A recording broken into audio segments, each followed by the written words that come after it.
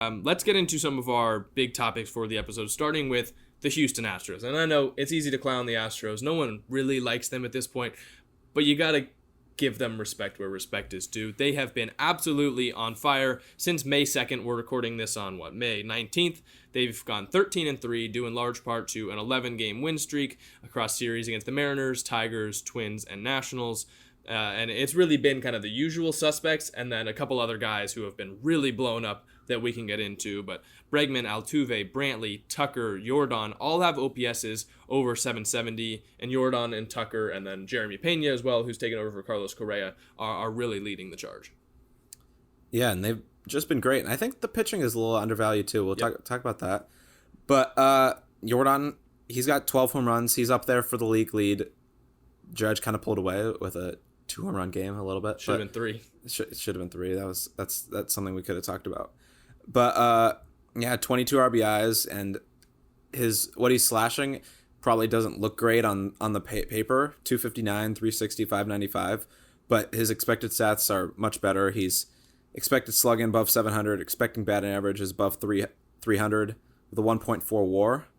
So I mean, he's crushing the baseball, and when you see those expected stats higher, that means not just that he's done better than it looks like, but also you expect him to do more in the future because he's just kind of getting bad breaks right now, and that will kind of go away. But yeah, you mentioned Jeremy Peña. He's leading the team in WAR, believe it or not, and I wouldn't have guessed this at the start of the season. I don't know if you would have, but an 877 OPS, 7 home runs. He's in the 93rd percentile for outs above average, so he's getting it done defensively too. And meanwhile, Correa only has 833 OPS with 2 home runs, 22nd percentile for outs above average, and only half a point of WAR. So I mean, he's kind of outperforming Correa who's been hurt, so that's part of it. But I mean, so far the Astros have gotten an upgrade at shortstop. Yeah, and you mentioned Yordan. It's like if you've got expected stats that show that you're kind of being let down on the balls that you actually hit, but you still have a 955 OPS, you're doing something right. Yordan's one of the best players, one of the best pure hitters in baseball, and he's really former been Dodger. Crushing it. Yep, former Dodger. Something that maybe make a TikTok about that one. Yeah, I believe they traded him for Josh Fields, maybe. Did not turn out too well for the Dodgers, but they've been. Josh Fields was a solid reliever. Yeah, for like 3 years, he put up good numbers, but not the slugging of Yordan Alvarez, unfortunately. Yeah, but you mentioned Jeremy Peña too. I don't remember who it was written by, but there was an Athletic article early in the year saying that the Astros might have a superstar in Jeremy Peña, and we all kind of went like, okay, yeah, that'd be really cool. But they also just lost Carlos Correa. Peña's come in, and I think he's silenced all of those people. He's been much better than Correa this year. Correa has been injured, but still, beating him in OPS by over 40 points. Been way better as a defender. We saw Correa win the Platinum Glove last year, and right now 22nd percentile for outs above average. Not a good look for Correa so far in Minnesota, and Peña's really been a fan favorite in Houston. Another guy that's been leading the way after a horrible start is Kyle Tucker. He has an 852 OPS despite having really a horrible first 15 games. And over his last 100 plate appearances, slashing 329, 420, 588 with 199 WRC+, a 436 WOBA, and 5 home runs across 100 plate appearances. So he's really picked it up, being the superstar that I think we all thought he could be coming into the season. Yeah, and he's fun to watch. He's got such a sweet swing. And you're right, I definitely thought he'd be a star coming into the season, and he got out to a slow start like you mentioned, but I think bigger things are coming for him, and as we see, he's kind of heating up. So I think he'll be great for the Astros going forward if they want to make a deep playoff run.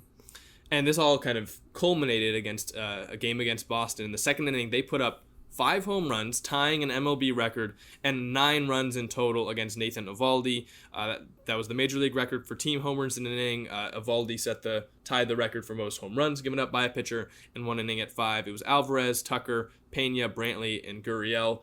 They ended up winning that game. Nick Pivetta, though, comes back yesterday, shuts him down in a one. CG. Yeah, CG, I think 2-hitter. So yep. First batter of the game hit a bomb, and then he only gave 1 hit the rest of the game. But yeah, 5 home runs in the second inning. Safe to say the Astros coasted along to win that game. Yeah, and that's a great sign. They kind of beat up on the Red Sox, who are struggling, and obviously you mentioned the Pivetta the next day. But those are games you need to win right now because, I mean, you get lucky that the Red Sox are struggling. If you run into them later in the season, maybe they're hot. So you got to take care of those games when you can, and they are. Give them credit for that, and kind of puts them.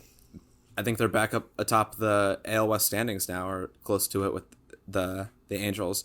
But like we mentioned, the pitching has been great as well. Justin Verlander, who is, I believe, I would say he's the AL Cy Young favorite right now. Yeah, I had him as the last month kind of, I think it was a little before people started to pick up on how well he was doing as the pitcher of the month. And I think that was kind of like, it was not the consensus pick, but I was like, you know what? I think Justin Verlander's been having a really good month. And right now, yeah, you're right. He's the AL Cy Young favorite, despite being injured all of the last 2 seasons almost. Yeah, I think we all expected him.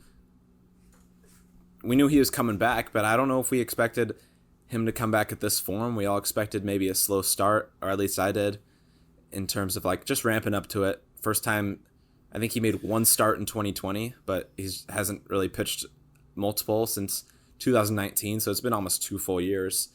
So I didn't expect him to be a Cy Young candidate right when he came back, but give him credit, he was. Yeah, he's been great. Also, they had Luis Garcia. They've got Christian Javier. Framber Valdez has been a great number 2 starter. Eventually, they'll get Lance McCullers back. Not sure when that's going to be your AL Cy Young pick. I think it's you had the Astros right, maybe if it's Verlander, but I don't want to talk about it. If they get McCullers back for the playoffs too, that would be huge. And in the bullpen, it's been great. Ryan Presley's got to pick it up a little bit compared to what he's been in previous seasons, but Hector Neris has really picked up the slack. He's been locked down from the pen. Yeah, and great pitching. Pitching defense wins championships, the old saying. But yeah, the offense has been great. Pitching's been great. So everything's kind of put together for them right now, and their success. Kind of posed this question last episode with the Angels. Are the Angels now AL West favorites? But, I mean, given this, I said the Astros. Jack, do you think the Astros are now AL West favorites again? And maybe even favorites to come out of the AL?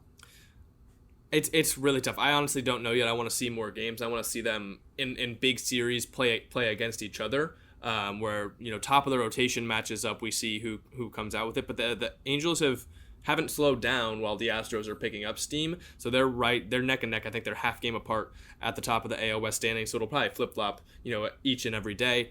But right now, I mean, the Astros have been great. The Angels have also been great. One thing I think that I'm pretty confident of is I think we can take the Mariners out of that mix. They've been really struggling, swept by the Astros just last week. So I think it's going to come down to the Angels and the Astros, and I honestly wouldn't be surprised if whoever comes in second is the number 1 wild card. Like, I mean, I think they're both pretty much going to be shoo-ins for the playoffs. They keep playing this way. I'm going to give the slight edge to the Astros just because we've seen it before. But when you get a team with Trout, Ohtani, and Taylor Ward playing the way he is right now, like, I'm not going to count out the Angels whatsoever. So here's the thing. This is the way I see it. I see it as there's 2 contenders in the National League and the American League, and everyone else is kind of just fighting to beat them right now. I think in the AL, the Astros and the Yankees, and in the NL, it's the Mets and the Dodgers, and I think those are going to be the 2 teams that are kind of atop in the championship series, and I think any of those World Series would be insane.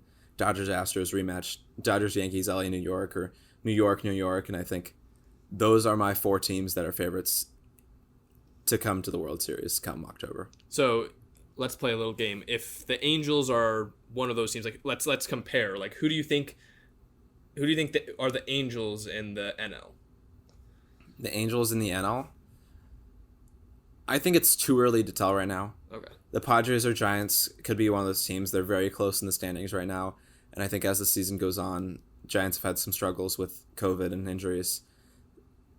Padres getting Tatis back. I think there's too many moving parts. I think the Braves can still make a run. I think there's a few teams that will be, like, I wouldn't be surprised if they were in that mix as well. But, like I said, the way I see it, I think there's 2 big contenders in each, like 2 big favorites in each league right now. Yeah, I think that definitely makes sense. But one thing's for certain, the Astros, you said pitching and defense wins championships. I say pitching, defense, and having a lineup that can mash 5 home runs in an inning and has all put up near 800 OPSs to start the season, including Yordan, Tucker, Peña, all smashing the ball. That wins championships too. We've seen them do it before. This time, if they're not cheating, let's see if they can do it. I absolutely think it's possibility. Even despite losing Correa and Springer and Garrett Cole over the last couple of years, they're still one of the best teams in baseball. They've been proving it so far this season. And I think a big thing of adding to what I said, I think the big thing is postseason experience. they all have that, and I think that's part of why I think they're so favorites. Even if they're not separated from the Angels in the standings right now, I think that experience will give them the edge come October. And I think it's easy to forget they were in the World Series last year. And, they did. The Braves, I think, kind of ran a run with that one. Yeah, but they've been in the two of the last 3 World Series. 3 of the last 5. 3 of the last 5, yeah. They know what they're doing, and they're going to get back there. I mean, they're going to get back to the playoffs. I guarantee you they get deep. They don't seem like a team that's going to be a first-round exit. The Astros. As much as it might pain America, they're one of the best teams in baseball again. This is what we said kind of coming into the season. Though they're losing guys, they're still the Astros. They've got the experience. They've got the guys, and they've been great.